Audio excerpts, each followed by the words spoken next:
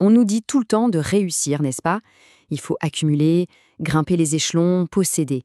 Mais que se passe-t-il quand on a coché toutes les cases et qu'au fond, il reste un sentiment de vide?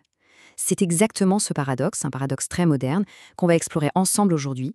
On va se demander comment redéfinir le succès pour qu'il nourrisse autre chose que notre ego, pour qu'il nourrisse notre âme. Le succès. Et après? Cette question, certains la connaissent peut-être très bien. C'est ce sentiment un peu étrange qui arrive juste après avoir atteint un objectif pour lequel on s'est battu pendant des années. L'euphorie, elle est là, mais elle est brève.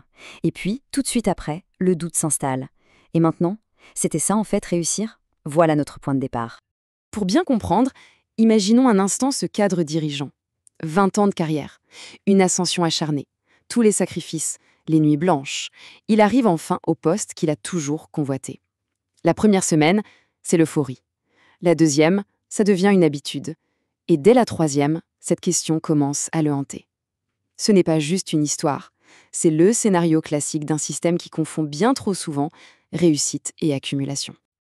Alors, face à ce vide, où est-ce qu'on trouve les réponses? Eh bien, parfois, il faut regarder un peu en arrière. Plongeons ensemble dans la sagesse des anciens. On va voir qu'ils nous offrent des clés de lecture qui sont en fait incroyablement modernes. Allez, on remonte le temps. Il y a 2000 ans, des philosophes stoïciens comme Marc Aurèle ou Sénèque avaient déjà tout compris. Ils avaient compris que cette quête sans fin de choses extérieures, c'était une impasse. Pour eux, la vraie grandeur, elle n'était pas dans ce qu'on obtient, mais plutôt dans la manière dont on gouverne son propre esprit. Et cette citation de Sénèque, elle illustre ça à la perfection. Ce qui est fascinant ici, c'est que la pauvreté, ce n'est pas une question de possession, c'est une question de désir insatiable. Le vrai sujet, au fond, c'est que la richesse, la vraie, elle ne se trouve pas à l'extérieur, elle est dans la maîtrise de nos propres désirs. Maintenant, on va faire un saut dans une autre partie du monde, à une autre époque.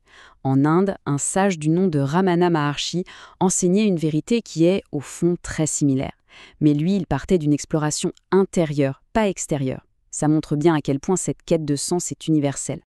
Son enseignement principal tenait dans cette question qui a l'air simple, mais qui est en fait radicale. Tant qu'une personne s'identifie à ce qu'elle possède, à ce que les autres pensent d'elle, elle vit dans une illusion.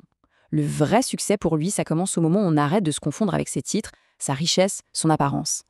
Bon, tout ça c'est bien beau, mais comment on passe de la théorie à la pratique? Il y a un concept indien, celui de dharma, qui nous offre un cadre vraiment intéressant pour appliquer ces idées et trouver notre propre chemin. Le dharma, qu'est-ce que c'est? On pourrait dire que c'est notre mission de vie, notre chemin personnel. C'est la voie qui est en parfaite harmonie avec notre nature profonde. Et quand nos actions sont alignées avec ce dharma, eh bien le succès, ce n'est plus une course épuisante. Ça devient tout simplement l'expression naturelle de qui on est. Prenons un instant pour comparer ces deux chemins. D'un côté, on a ce dirigeant complètement épuisé. Il a tout sacrifié pour accumuler, mais il a laissé sa paix intérieure. Et de l'autre, on a l'artisan qui vit beaucoup plus simplement, mais dont chaque geste est en parfaite harmonie avec sa vocation. Alors, la vraie question c'est, qui des deux a vraiment réussi? La réponse, bien sûr, elle ne dépend pas du regard des autres, elle vient de l'intérieur. Alors, mettons maintenant toutes ces idées ensemble. Il est peut-être temps de formuler une toute nouvelle définition du succès.